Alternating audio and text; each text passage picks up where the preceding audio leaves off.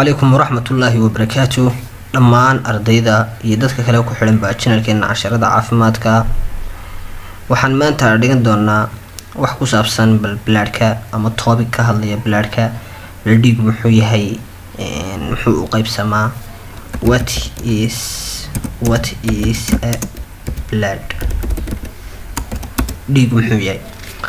marka ugu horeysa waa inaad fahantaa what's a blood. horta dhiig muxuu yahay hadii bal ardayda caafimaad tahay oo hadii maanta lagu dhahdo bal dhiig qeex dhiig muxuu yahay lagu dhahdo, waa inaad bal luqad qalaadna ku sheegi kartaa, af Soomaaliyaana ku sheegi kartaa. haddaan marka luqad qalaad aan ku sheegno waxa weeye waa body fluid. body fluid waa dareere jirka oo in human bini'aadanka laga dhex helo and other animals, iyo waxa laga helaa xayawaanada kale. that deliveries taasoo ay markaa ku dhex jiraan necessary substance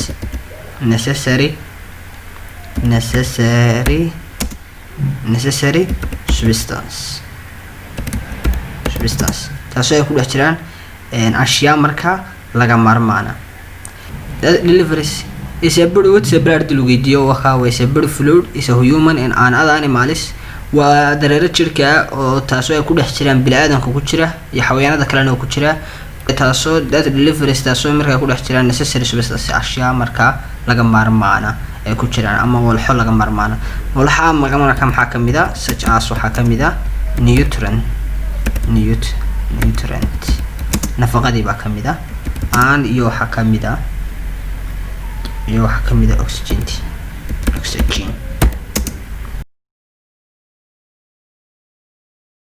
hadii lagu weydiiyo what's a blood waa maxay, waa a body fluid waa dareere jirka in human oo laga helo bini'aadanka and other animal iyo xayawaanada kale.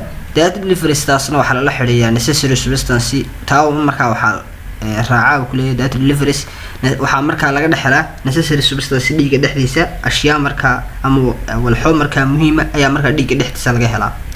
kuwaas maxaa kamid ah waxaa kamid ah nafaqadii oo dhiigi markaa nafaqo wada nafaqa ku dhex jirta nafaqa lagu soo daraa. waxaa lagu soo daraa oxygen markuu sanbabada tago oxygen baa lagu soo daraa. haddaan intaa ka nimaano it contain wuxuu ka kooban yahay blood. dhiigu wuxuu ka kooban yahay contain a blood. dhiigu markaa wuxuu ka kooban yahay 3 types, 3 nooc: red blood cells, iyo waxaa kaloo loo qaybiyaa white blood cells iyo platelets.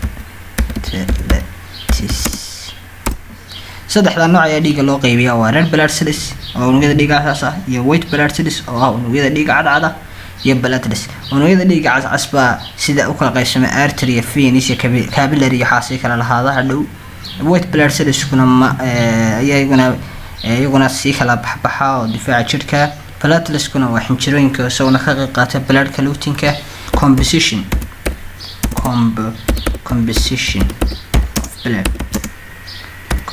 of blood. dhiigan markaa muxuu ka kooban yahay wuxuu ka kooban yahay 2 main components. wuxuu ka kooban yahay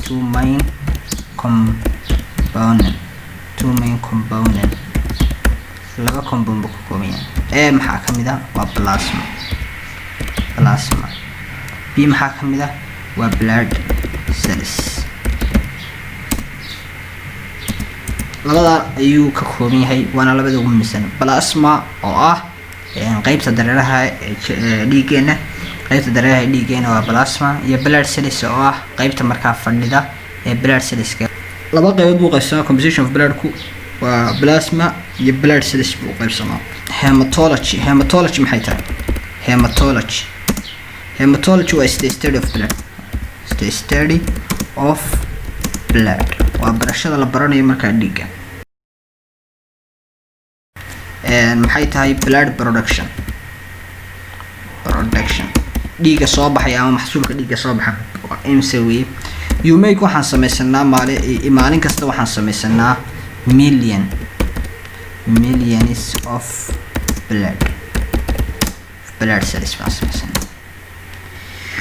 waa every day maalin kasta.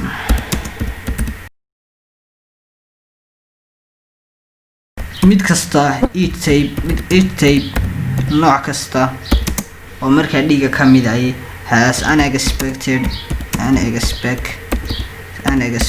wuxuu leeyahay lifespan nolol markaa ayuu leeyahay nolol. mid kasta oo cimri ayuu leeyahay oo markaa blood cells-ka ka mid ah, haddii tahay red blood cells-ki, haddii tahay white blood cells-ki, haddii tahay mid kasta wuxuu leeyahay cimri buu leeyahay. bal haddaba cimrigan isla eegno red blood cells-ka. red blood cells aan isla eegna bal haddaba unugyada dhiiga asaas cimrigooda iyaga. unugyada dhiiga asaas cimrigooda iyaga waxa weeye waa 120 cisho ayay noolaan karaan. 120 cisho kaliya ayay noolaan karaan. haddaan ku horeyno iyagana white blood cells-ka iyaguna cimrigooda iyagu waxa weeye waa just hours iyagu saacado kaliya ayay noolaan karaan. waxa lagu leeyahay hadii baaqi iyagu kusii ahaadaan meeshii aan de markaa iyagu dhimashadu uga hor degdeg badan yihiin, waayo mar walba xanuun baa meeshii imaanaya, difaaci cusub baa lasoo saaraya, marka iyagu way dhintaan. iyagu hours bay dhintaan or ama daysna wuu dhiman karaan. some last longer, qaar ba marka iyagu way dheeraadaan. iyaguna inahaasaan kusoo gabagabaynaynaa. haddii tahay markii kuugu horeysayna subscribe-ta hanala dhaafin, waayo hadda subscribe ku saaran tahay waxaa dhici karta in haddana casharka markaan soo gelino kale inaad markiiba iska dhufatid oo aad markiiba daawatid. like-taada iyo share-taaduna waa noo dhiirigelin. mahadsanid.